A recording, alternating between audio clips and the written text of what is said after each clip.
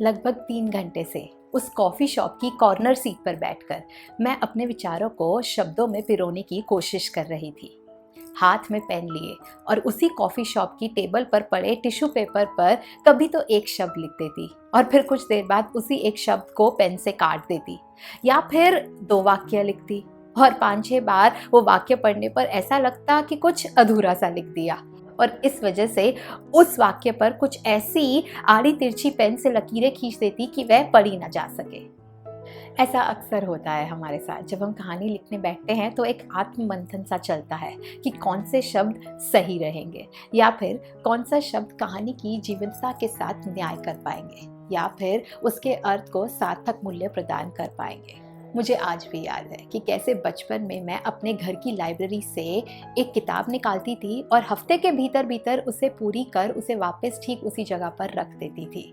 कुछ हजार किताबें रही होंगी उस लाइब्रेरी में। दरअसल वह लाइब्रेरी मेरी चाचा जी की बनाई हुई थी। उस लाइब्रेरी में हर एक किताब उनके हाथों से खरीदी गई थी। जहाँ से वह जब किताब खरीदते उसके पहले पन्ने पर जरूर लिख देते कि वह कहाँ से खरीदी गई और किस तारीख को खरीदी गई। ये भी कमाल की बात है कि उन्हें बखूबी याद रहता था कि कौन सी किताब उस लाइब्रेरी में कहाँ पर रखी गई है। आज भी उनकी यही आदत है। बस आज उस लाइब्रेरी में 1000 नहीं लेकिन लगभग 5-6 हजार किताबें होंगी।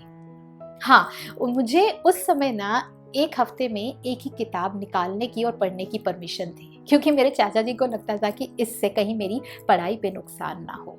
पर वक्त चलते उनकी जानकारी के बिना, उन्हें खबर हुए बिना मैं हफ्ते में 2 किताबें निकाल ही लेती थी और उसे भी 2 किताबों को पढ़कर वापस उसी जगह पर रख देती थी। वहीं से ही सिलसिला शुरू हुआ था मेरा किताबों, कहानियों, शब्दों की दोस्ती का। अरे ये मैं क्या सोचने लगी और आपको क्या बताने लगी।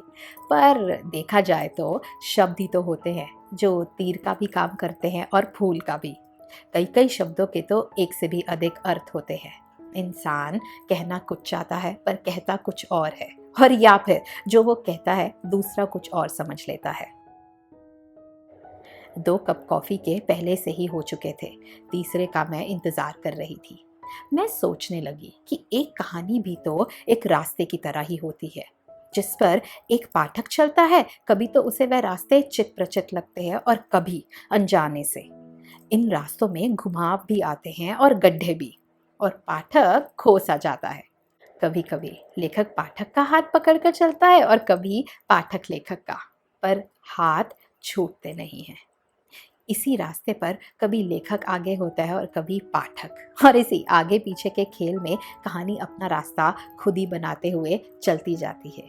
अजीब ही है ये खेल। जब हम किताब खरीदने जाते हैं तो हम क्या देखते हैं? किताब का कवर, या उसके बैक कवर पर लिखी गई कुछ पंक्तियां, या फिर उसका डिजाइन, या फिर लेखक का नाम ही काफी होता है। और अगर पहली बार कोई किताब पढ़े किसी लेखक की तो बस यूं ही खरीदी जाती है। और कई बार तो बुक शॉप पर ही बिना अभी किताब खरीदे जब हम उसे हाथ में लेते हैं तो हम ऐसे फुर से उसके पन्ने पलटते हैं और एक ही झलक में उसे समझ लेते हैं या समझने की कोशिश करने लगते हैं। और हाथ में लेकर किताब कई बार ऐसी लगती है कि हम इसे बरसों से जानते हैं, और कई बार कितनी बार भी एक किताब पढ़ लें तब भी उसके अर्थ समझने में हमें वक्त लग जाता है। ऐसा रिश्तों में भी तो होता है। कभी किसी इंसान को पहली मुलाकात में ही हम जब मिलते हैं तो ऐसा लगता है इसको हम बरसों से जानते हैं, इसको हम समझते हैं, और कई बार सालों गुजर जाते हैं, एक शख्स हमारे लिए अनजान ही बना रहता है। फिर मुझे लगा कि जैसे हम किताबों में लिखी कहानियां पढ़ते हैं, उसमें लिखे शब्दों के अर्थ को समझने की कोशिश करते हैं, और कभी तो कहानी में इतने मग्न हो जाते हैं कि खुद को उस कहानी का पात्र मानने लगते हैं। देखा जाए तो हम सब भी तो एक कहानी ही लिख रहे हैं, अपनी अपनी जिंदगी की कहानी। कभी कुछ ऐसा लिखने का प्रयास जहां हर शब्द के मायने पता हो ताकि रुकावट ना आए, और कभी ऐसी कहानी लिख देते हैं जिसके अर्थ समझने में हमें खुद को वक्त लग जाता है, पर उसे पूरा करने का प्रयत्न करते हैं। और ये बात भी समझनी ज़रूरी होगी कि जितने लोग हमारे साथ इस ज़िंदगी में जुड़ते हैं वह हमारी कहानी का एक अहम हिस्सा बन जाते हैं, और हम उनकी। और असल ज़िंदगी में तो कई बार खामोशी भी एक अहम भूमिका निभा जाती है, जहाँ बिना कुछ कहे कहानी पूरी हो जाती है। मेरी तीसरी कॉफ़ी टेबल पर आ चुकी थी और उसका पहला घूंट पीते ही मैं फिर से उस टिश्यू पेपर पर कुछ शब्द, कुछ पंक्तियाँ लिखने का प्रयत्न करने लगी थी, कुछ कहानी बुनने की कोशिश कर रही थी। शुक्रिया मेरी इस कहानी को सुनने के लिए। बहुत जल्द मिलते हैं नेक्स्ट वीडियो में।